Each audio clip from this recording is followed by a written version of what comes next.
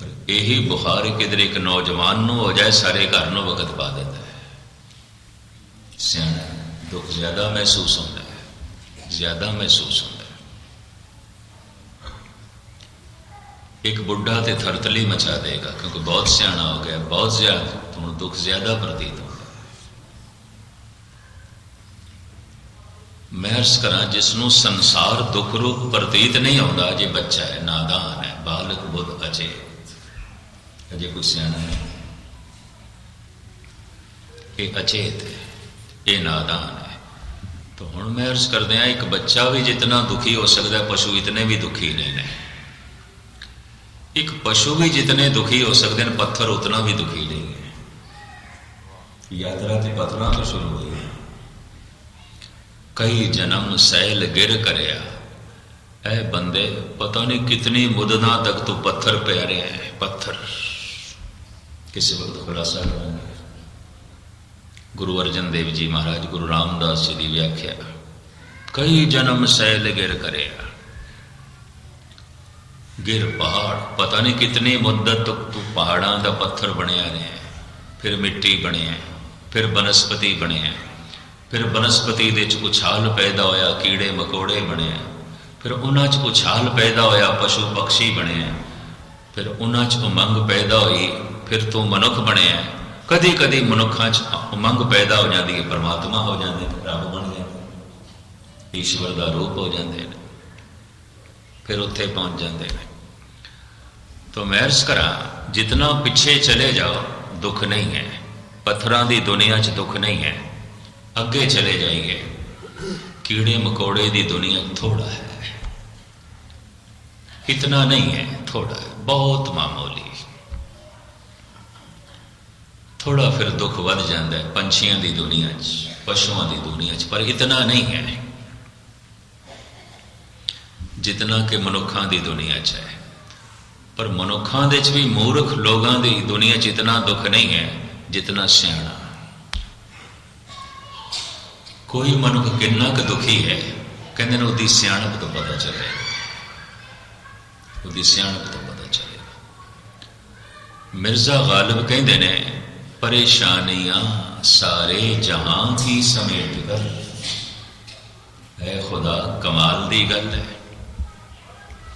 सारी दुनिया दे कट्ठे कीते तू दुख बेचैनियां परेशानियां, ते खुदा जब तेरे कोल होर कुछ बन नहीं सके, कमाल दी गल करता है। परेशानियां सारे जहां की समेट कर, जब कुछ ना बना तो मेरा दिल बना दिया। रब सारी दुनिया दियां मुसीबतां बेचैनियां परेशानियां तू कट्ठियां कीतियां, ते जब तेरे कोल कुछ होर बन नहीं सके तो तू मेरा दिल दिमाग बनाया, और कि मैं इतना बेचैन, मैं इतना दुखी। कोई सुख रूप संसार नहीं है। गुरु नानक कहते सब दुखी दुख, नानक दुखी आ सब संसार। जिस अद्धी रात नूं महात्मा बुद्ध ने अपना घर छोड़िया सी ना,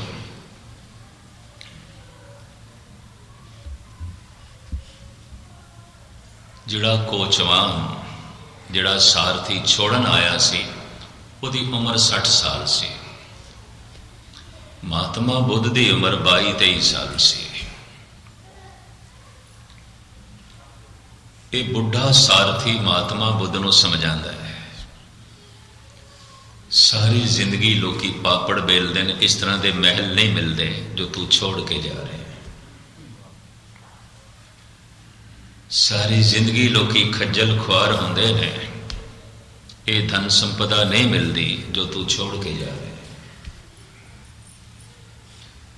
कितनियां दी ये चाहत आउंदी है, आज्ञाकारी ते सुंदर पत्नी मिले, तेनों मिली हुई है और तू छोड़ के जा रहे हैं। कई दफा एक सुंदर बालक लई, बच्चे लई, लड़के लई लोग तरसते रह जाते हैं, तेरे घर सुंदर बालक होया है, छोड़ के जा रहे हैं। ऐसा की कुछ है जो तेरे कोल नहीं है, क्यों जा रहे हैं? रोंदा होया समझाता है, ऐसा की है जो तेरे कोल नहीं है। तो पता है महात्मा बुद्ध ने की किया? चैन नहीं है, सुकून नहीं है, सुख नहीं है। पत्नी है, सुख नहीं है। बच्चा है, सुख नहीं है। सोने सोने महल हैगे ने, सुख नहीं है। मां बाप हैगे ने, सुख नहीं है। पत्नी हैगी है, सुख नहीं है। धन संपदा हैगी है, सुख नहीं है। तेनू उन्हां च सुख दिखाई देंदा, मैनू इन्हां च पांबड़ दिखाई देंदा। मैं की करा?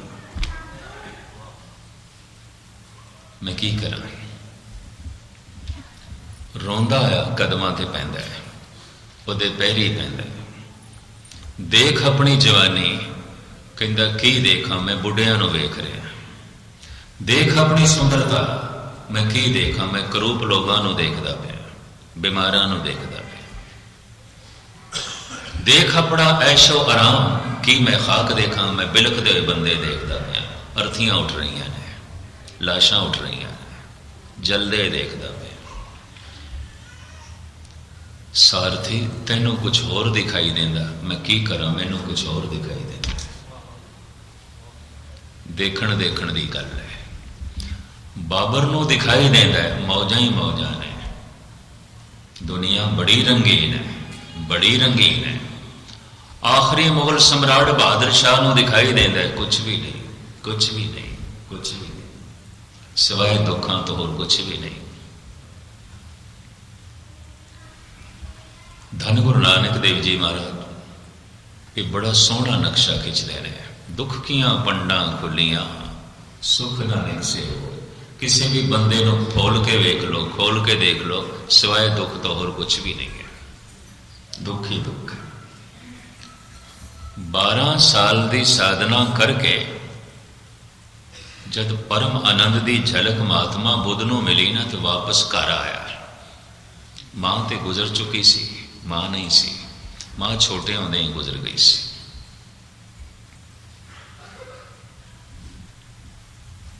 प्यो मिलिया पहले दरवाजे ते, और प्यो दा क्रोध, क्योंकि प्यो दा प्यार दिमाग दे च आउंदा है, मां दा प्यार हिरदे च आउंदा है। प्यो ने एकदम सीने नाल नहीं लाया, क्योंकि हाथ दे च खप्पर सी भिक्षा मंगण वाला।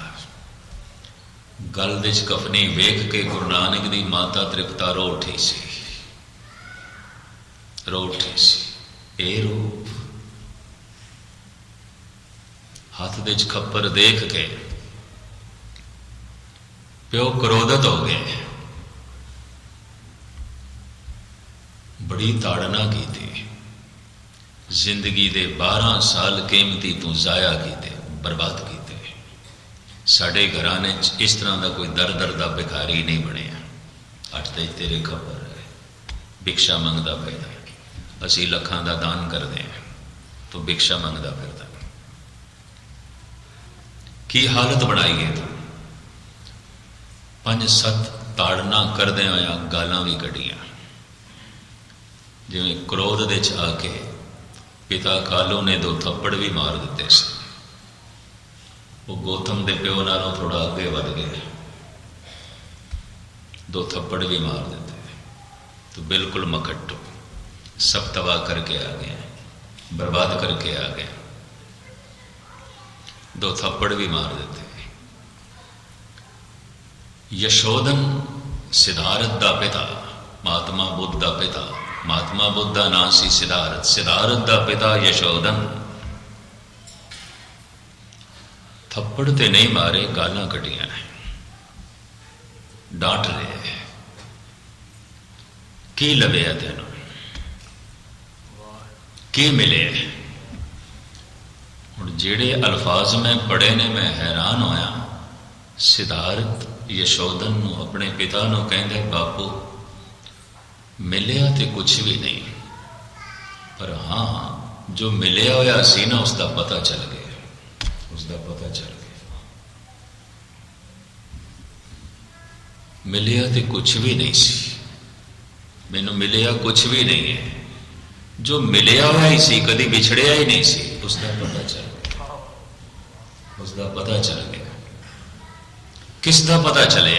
मैं तो देखता पाया भिखारी है तू, भिखारी है तू, भिक्षु है तू, मंग मंग के अपनी उपजीविका चलांदा पाया। बापू तन नहीं वेखदा पाया मेरा, कदी थोड़ी जिहा अंदर झात मार ते दुनिया की सारी बादशाहत मेरे कदमां च तैनूं दिखाई देगी। जिसनों बख्शे सिफत सलाह नानक पातशाही। पातशाह 12 साल की बिछड़ी हुई यशोधरा ने भी गुस्सा जाहिर किया। पत्नी ने 12 साल का गवार जद कट चुकी तो सिधारत कहते ने ये तू गुस्सा उसकी झोली च पाया जिहड़ा 12 साल पहले गया सी। वो जिहड़ा 12 साल पहले गया सी शायद एक तेरा गुस्सा झोली च पा लेंदा। वेख ते सही ये वही आया है जो 12 साल पहले गया सी। जरा पहचानने की कोशिश ते कर, जरा समझण की कोशिश ते कर। इतने ही 2 बोल आखण की देर सी, यशोधरा भी झुक गई, भिक्षुण बन गई सी।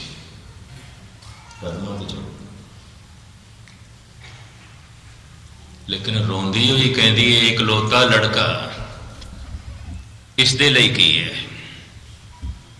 इहदी वसीयत तुहाडे कोल की है? आखिर पिता की वसीयत आउंदी है पुत्र लई, इस बच्चे लई की है, इहदी वसीयत की है? तो पता है महात्मा बुद्ध की कहते हैं, यशोधरा हर एक की वसीयत होई पई है। परमात्मा सबदी दौलत है, सबदी दौलत है। एक सिमरना कोल सी बच्चे नूं पकड़ा दिता, यही मेरी वसीयत है, और कुछ है, और कुछ भी नहीं। तो मैं अर्ज करा, जितने चिर तक सारा जगत दुख ना प्रतीत होवे, जीवन दुख ना प्रतीत होवे, परिवार दुख ना प्रतीत होवे, और ये भी समझ आ जाए कम से कम मेरी लोड़ां की पूर्ति हो सकती है, सुख नहीं मिल सकता। पत्नी तो मेरी लोड़ां की पूर्ति हो सकती है, सुख नहीं मिल सकता। पति तो मेरी लोड़ां की पूर्ति हो सकती है, सुख नहीं मिल सकता। मित्रा तो मेरी लोड़ां की पूर्ति हो सकती है, धन संपदा तो मेरी लोड़ां की पूर्ति हो सकती है, सुख नहीं मिल सकता। दुख बनिया ही रहेगा। धन मिल गया, दुख बनिया रहेगा, लोड़ां की पूर्ति हो गई। लड़का हो गया, लड़की हो गई, औलाद मिल गई, लोड़ां की पूर्ति हो गई, दुख तो बनिया। तो क्या पुत्रां वाले दुखी नहीं ने? ज्यादा दुखी देखे गए। पत्नी मिल गई, पति मिल गया, लोड़ां की पूर्ति हो गई, पर दुख तो अपनी थां ते बने आया है। कम धंधा मिल गया, रहन नूं सोहना मकान मिल गया, तरह तरह के पदार्थ मिल गए, लोड़ां की पूर्ति हो गई, दुख तो अपनी थां ते बने आया है। इस तरह जिसनों प्रतीत हो जाए निराश हो जाता है, उदास हो जाता है। पर कभी दिन कर दे ख्याल, जिस दिन मैं बड़े सन मेरा मन बड़ा प्रभावित होया। मैं कई इस तरह की सोचने वाले मनुख भी मौजूद है। वो कहता जी सकता है मनुख 40 दिन रोटी तो बिना, जी सकता है मनुख पानी तो बिना 3 दिन, जी सकता है श्वासां तो बिना भी 8 मिनट, नहीं जी सकता 1 सेकंड भी मनुख आस तो बिना, आसा तो बिना, इच्छा तो बिना, कामनावां तो बिना। आशा जलाई जा रही है, आशा। अज सुख नहीं मिलेगा, कल मिलेगा, आशा कल ते ले जाती है। अज कामना पूरी नहीं हुई, कल पूरी होगी। पर अगर आप दी पकड़ दे च गल आवे तो मैं अर्ज करा, ख्वाहिशां कदी किसी दियां नहीं पूरी होंदियां ही नहीं। ये ख्वाहिशां का सुभाव ही नहीं है कि पूरियां हो। ये ख्वाहिशां की फितरत ही नहीं है कि पूरियां होन। क्यों? एक पूरी होंदी है 10 नूं जन्म दे जाती है, कित्थे पूरियां होईयां? फिर पहले नालों भी वध गईयां, पहले नालों भी बहुत वध गईयां, अथाह वध गईयां। तो संक्षेप विच अर्ज करा, आशा कल ते लै जाती है। इस वास्ते सारे ही धर्म कहते ने आशा का त्याग। होए निराश जमाओ करके महाराज कहते हैं, एहो मन ईटी हाथ करो उन नेत्रों नींद ना आवे। रसना नाम जपो तब मथिए इन बिद अमृत पाओ। पर ये सब कुछ किस तरह करो, बांडा धोए बैस दूध दे तो दूधे को जाओ। दूध कर्म पुन सुरत समायन होए निराश जमा। सारे कर्म करें पर आशा कुछ भी नहीं, निराश निराश। कर्म करें, कर्म नाल आस ना जोड़े। कर्म करत होवे ने कर्म, वाहिगुरु वाहिगुरु जपें आस ना जोड़ी मैनू सुख मिले, ना जोड़ी। गुरुद्वारे जरूर आवी चाहत करके, उमंग करके, प्यार करके, आशा ना जोड़ी। बाणी जरूर पढ़ी तू कीर्तन जरूर करी, कीर्तन जरूर कर सुनी, आशा ना जोड़ी। काहूं फल की इच्छा नहीं बाछे, केवल भगत कीर्तन संग राचे। बड़ी औखी गल है। इच्छा ही तो गुरुद्वारे ले आई है, इच्छा ही पाठ रखवांदी है, इच्छा ही साडे कोल लंगर करवांदी है, इच्छा ही दान पुण्य करांदी है। काहूं फल की इच्छा नहीं बाछे, केवल भगत कीर्तन संग राचे। कीर्तन सुन, बस सुन ले कीर्तन सुन। पाठ कर, करन लई पाठ कर। गुरुद्वारे आ, गुरु लई गुरुद्वारे आ। छड़ इच्छा नो, छड़ आशा। आशा मनसा सगल ते आ गए। आशा अज ते पूरी होनी नहीं तो आशा कल दे चले जाएगी, अज कीर्तन ही नहीं सुन देगी। आशा कल दे चले जाएगी, अज पाठ ही नहीं करने देगी। आशा कल दे चले जाएगी, मजाले सेवा करन देवे, कल दे च मनुख जीवेगा। आने वाले कल दे आशा तो कल दे चले जाएगी।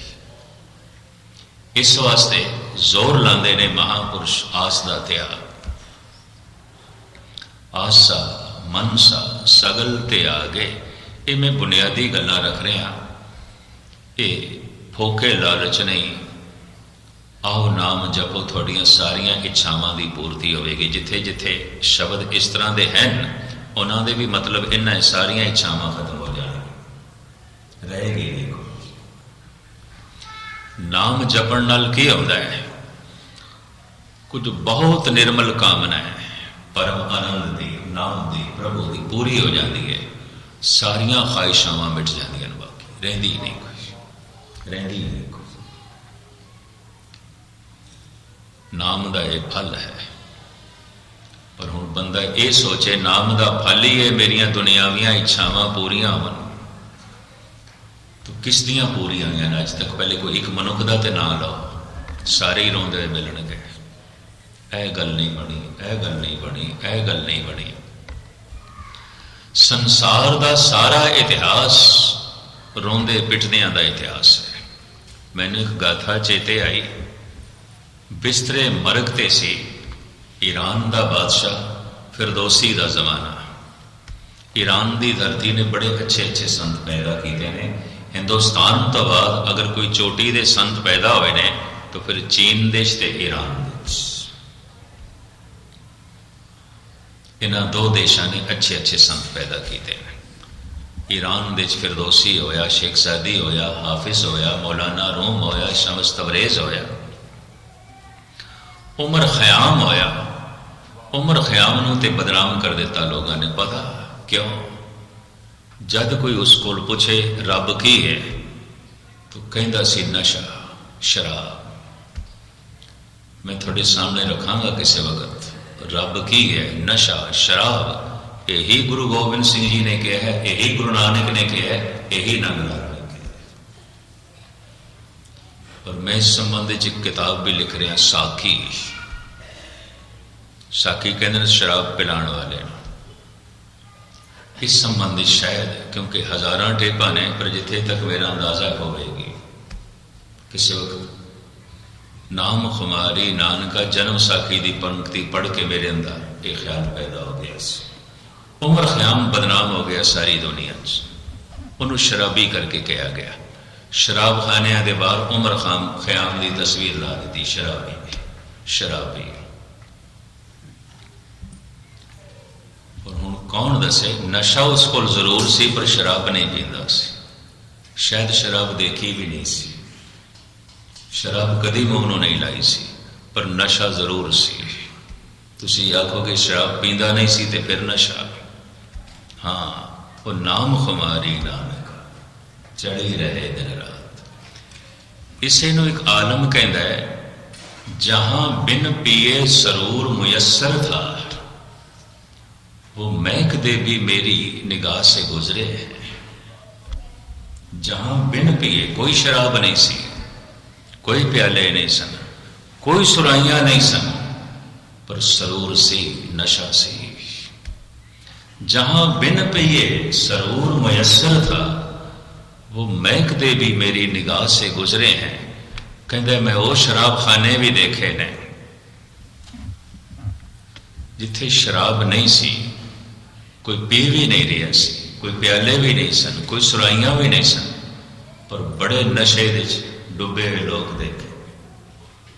सतसंग नूं कह रहे हैं, मैं खाना सतसंग नूं कह रहे हैं, शराब खाना सतसंग नूं कह रहे हैं। जद भी किसी की सुरत जुड़ जाती है, एक नशा ही है, एक सरूर है। जहां बिन पिए सरूर मुयस्सर था, वो महक दे भी मेरी निगाह से गुजरे हैं। तो उमर ख़याम बेचारा ये फकीर बदनाम हो गया। ये को जद भी पूछो अल्लाह की है नशा, खुदा की है शराब। कितों आ रहे हैं? शराब खाने चो आ रहे हैं। जो मस्जिद चो आ रहे हैं ना नमाज पढ़ के, कितों आ रहे हैं? शराब खाने तो आ रहे हैं।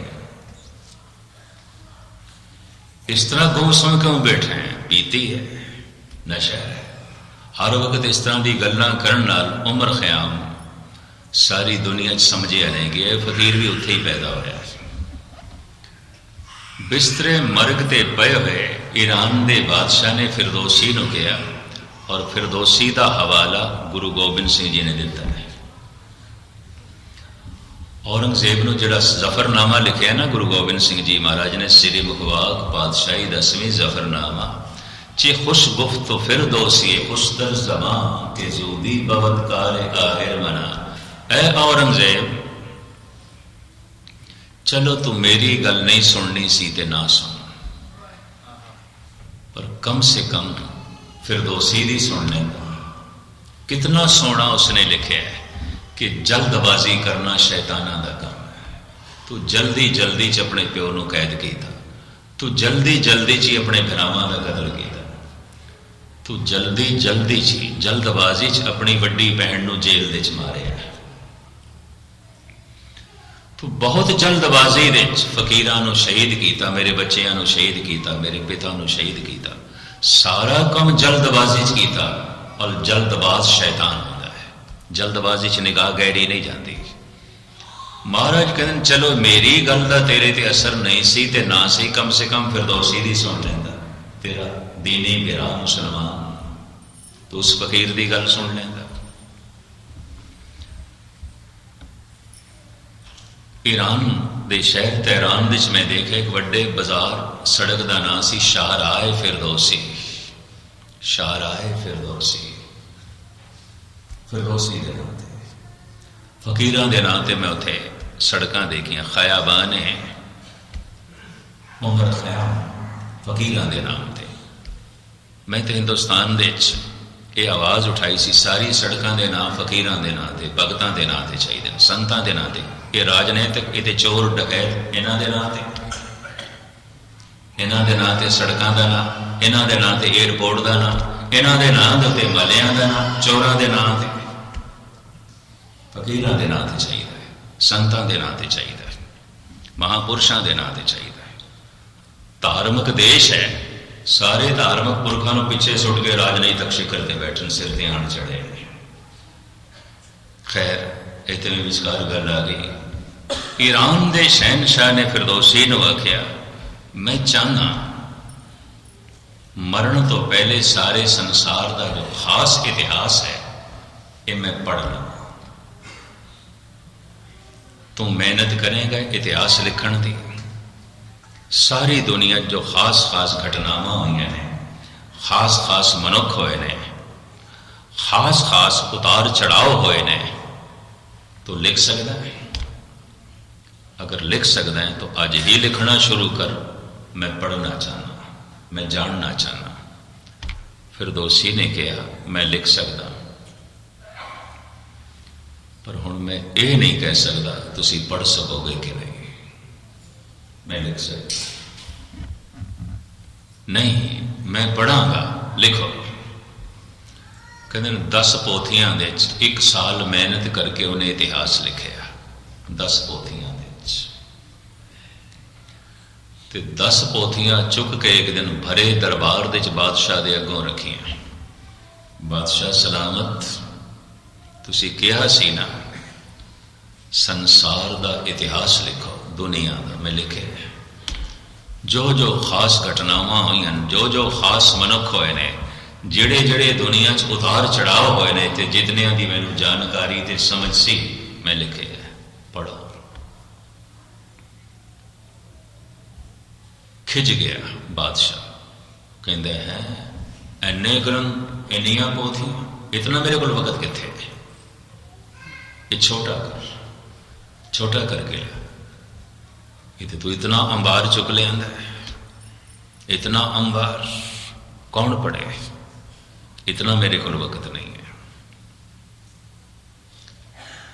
फिरदौसी कहता जहां बना मैं कहा सी ना मैं लिख सकता, मैं लिख सकता, पर मैनू उम्मीद नहीं तुसी पढ़ सकोगे कि नहीं। नहीं, छोटा करके लिया, मैं पढ़ांगा।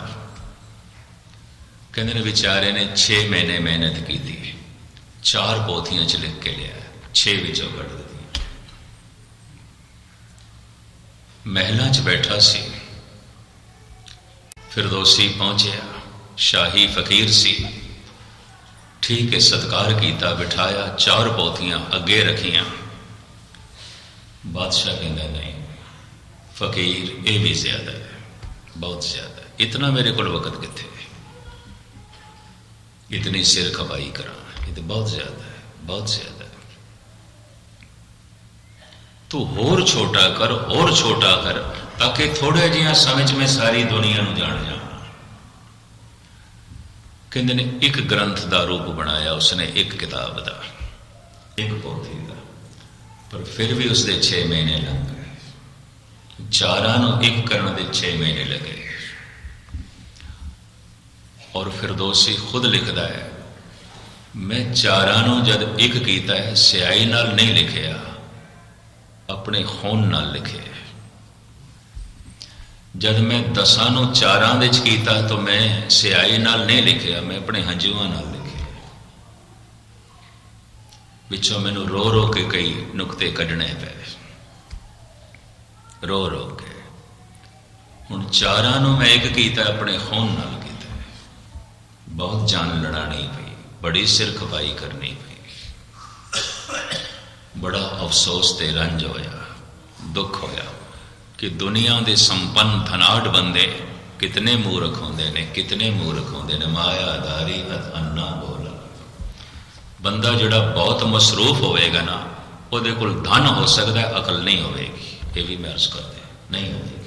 99% धनवाना दे कोल अकल नहीं होती। गोबर गणेश होंदे ने, बिल्कुल उन्होंने बच्चे भी कई दफा गोबर गणेश देखे गए हैं। कुछ भी नहीं जिंदगी जितने चिर तक चुनौती ना हो, संघर्ष ना हो, प्रतिभा पैदा ही नहीं होती, जमाल पैदा ही नहीं होता। ये भी मैं अर्ज करते हैं। कहता खून नाल लिखे एक ग्रंथ लैके अज पेश होया सभा दे दरबार दे, दरबारी बड़े खुश, पर बादशाह फिर औखा होया। कहता फिरदौसी एक दा रूप ते तू बनाया, पर बहुत बड़ा पोथा है, इन्ना नहीं मैं पढ़ सकता, और छोटा कर, और छोटा कर। फिरदौसी ने अपना इरादा ही बदल लिया, नहीं लिखना। ये मूर्ख दा मैं शाही फकीर हाँ। ठीक है, शाही दरबार का जिमें हिंदुस्तान के राजे महाराजे राजगुरु रखते सन, इस तरह दरबारी फकीर सी, शाही फकीर सी। पर फिरदौसी कहता पहली दफा पता चले, समझदा ते सी एक मूर्ख दे दरबार का मैं फकीर हाँ, मैं समझदा ते सी, अज वेखे इतनी जिंदगी मैं एक मूर्ख के कदम च कटी। अंदरों इरादा बदल लिया, नहीं छोटा नहीं करना। होया कि अज फिरदौसी के कन्ना च किसी ने खबर पाई, साल 6 महीने का बादशाह के बिस्तरे मरग ते पे ते थानू याद कर दे। शाही तबीबा ने जवाब दे दिता, जा रहे हैं दम तोड़ रहे, थानू याद करता है, तुसी फकीर हो ना, थानू याद करता है। तो तरस खा के जिमें मरदे बंदे ते तरस आंदा, उंज नहीं जाना सीस है, जिमें मरदे बंदे ते तरस आ जाता है तो चला गया। ये रोंदा है बादशाह, कहता है बड़ी तमन्ना रह गई मेरी एक संसार नू समझण दी, तुसी बड़ी मेहनत की थी, मैं पढ़ नहीं सके, मैं पढ़ नहीं सके। ये तमन्ना, ये हवस मेरे अंदर है। फिरदौसी कहता है फिर ये हवस का बोझ लेके तुसी ना जाओ, ये मैं थोड़ी पूरी कर दूँ। संसार का इतिहास मैं थानू सुनाना, थोड़ा आखिरी दम टुटन तो पहले सुनो। संसार का यही इतिहास है, रोंदे हुए मनुख जमदे ने, रोंदे हुए जीवदे ने, और इस तरह तेरी तरह रोंदे हुए मर जाते हैं। बस यही इतिहास, और कुछ नहीं, कुछ भी इतिहास नहीं, यही इतिहास है। दम तोड़ गया, रोंदे हुए जन्म लेंदे ने, रोंदे हुए जीवदे ने, रोंदे हुए मर जाते हैं। और की है इस तो अलावा, और की है? जिस दिन ऐसी समझ पै जाती है मनुख निराश हो जाता है, उदास हो जाता है। धन गुरु गोबिंद सिंह जी महाराज कहते हैं, उदास होने लई, निराश होने लई जंगल दे जाण दी लोड़ नहीं, घर नूं ही जंगल समझ, उजाड़ समझ। की है तेरे घर दे रे मन ऐसो कर सन्यासा, बन से सदन सवै कर समझो, मन ही माहे उदासा। खुलासा हुण मैं करांगा बाकी, क्योंकि मैनू पता नहीं सी, अज ही पता चलिया कि जाके हाज़री गुरुद्वारा सरी दे भी भरनी है 8:30 तो बड़ी मुश्किल नाल पहुँच सकांगे। जिस तरह सेवा लगी संगतां दी, जाके हाज़री भरनी है। इत्थे मैं समाप्ति करदा, कल फिर थोड़े चरण परसांगे। रे मन ऐसो कर सन्यासा, बन से सदन सवै कर समझो, मन ही माहे उदासा। सारे हार्दिक तौर पर धन्यवाद, भुल चुक दी क्षमा। वाहिगुरू जी का खालसा, वाहिगुरू।